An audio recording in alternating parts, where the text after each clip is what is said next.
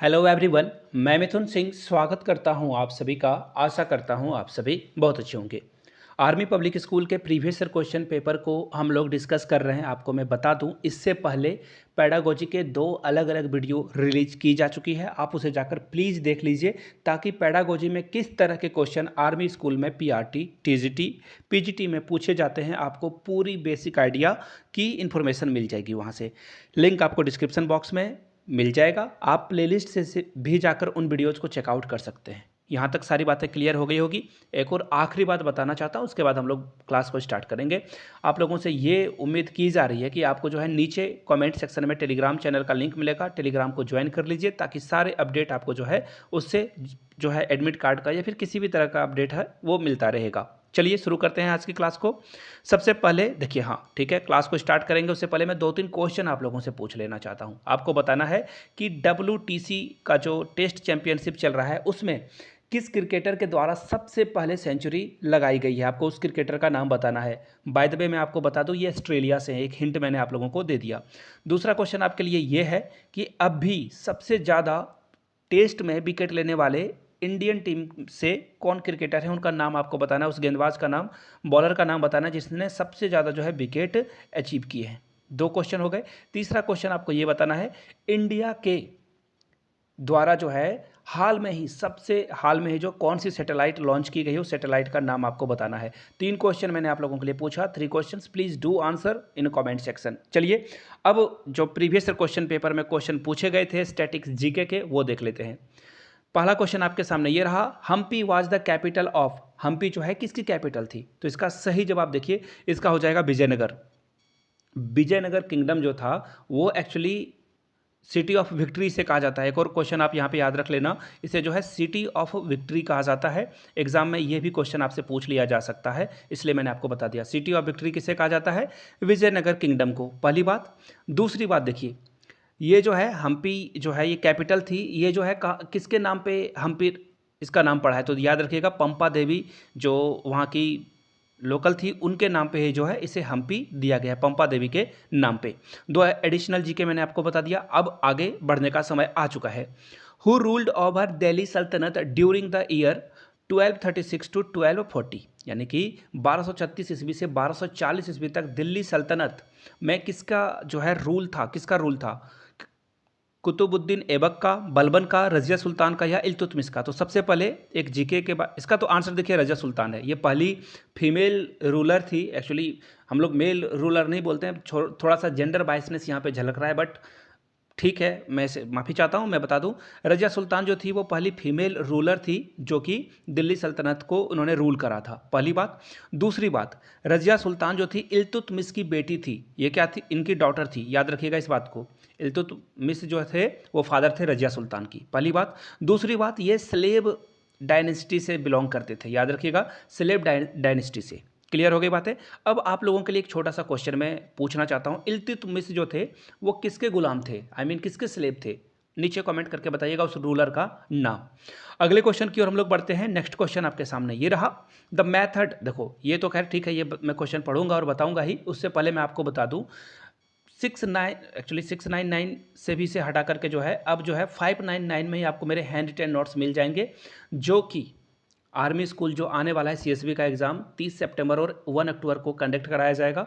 वो एग्ज़ाम में बहुत ही फ्रूटफुल ये नोट्स आपके लिए रहने वाले हैं। मैंने since 3 times army school crack कर रखा है, वहाँ पे काम भी कर रखा है, तो आपके लिए बहुत ही बेनिफिशियल होगा। यहाँ से मेरी ईमेल आईडी देख लो, yourmithunsingh@gmail.com पे आप मुझे कॉन्टैक्ट कर सकते हो। If you are Instagram then do follow me @imithunsingh।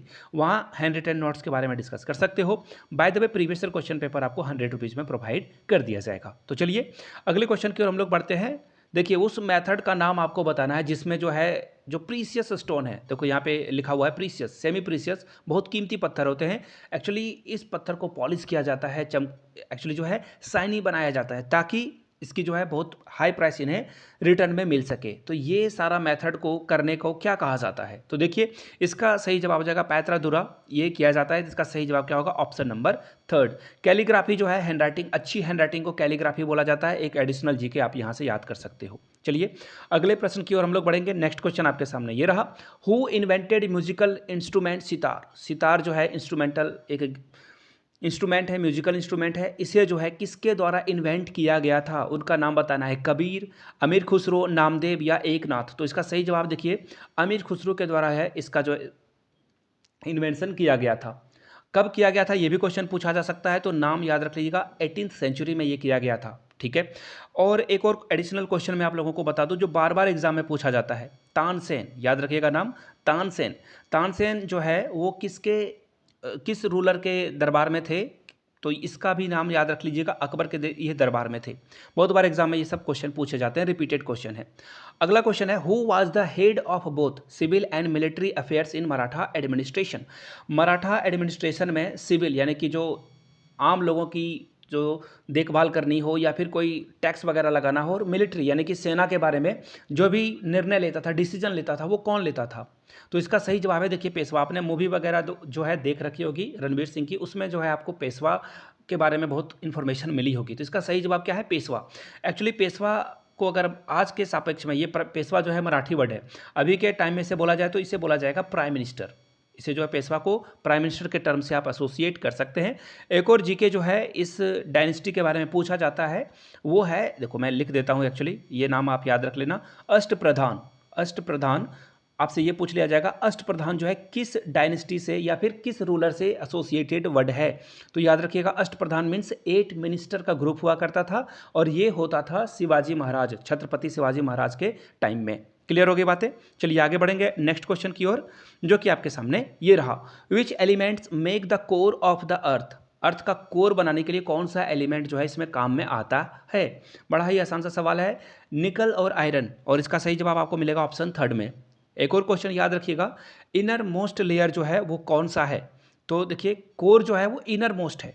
Core क्या है, इनर मोस्ट, याद रख लीजिएगा। इसके ऊपर से ना जो कोर के अलग अलग वेराइटीज़ हैं उसकी नोट्स तैयार किए जा रहे हैं, 2 से 3 दिनों में सारे लोगों को मिल जाएगा। जिन्होंने जो पेड स्टूडेंट है, जिन्होंने पे कर लिया है, वो प्लीज़ व्हाट्सएप पे मैसेज करके ये वाला नोट्स के लिए आप जो है इंक्वायरी कर सकते हो। ठीक है।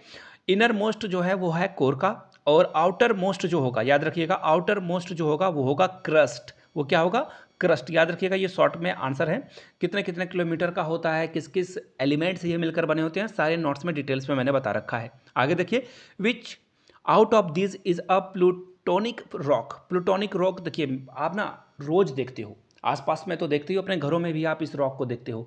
अगर आप किचन में जाते हो और किचन का जो स्लैब होता है, जहाँ पे किचन की जो जिस पे आप गैस चूल्हा वगैरह रखते हो, गैस स्टोव वगैरह रखते हो, वो किससे बना हुआ होता है, प्लेटेनिक रॉक से। तो इसका सही जवाब क्या हो जाएगा, ग्रेनाइट जो है पत्थर जो है उसे ही प्लेटोनिक रॉक कहा जाता है। आगे बढ़ेंगे नेक्स्ट क्वेश्चन की ओर। नेक्स्ट क्वेश्चन देखो यहाँ पे ये रहा, द टर्म टी। देखो टी ये अलग वर्ड है, याद रखिएगा। टी जो है ये क्रिकेट से एसोसिएटेड है, ये जो है क्रिकेट से एसोसिएटेड वर्ड है, लेकिन टी जो है ना ये गोल्फ से एसोसिएटेड वर्ड है। क्लियर कट में याद रख लेना, ए लग जाए तो क्रिकेट और ए नहीं लगे टी तो वो हो जाएगा गोल्फ।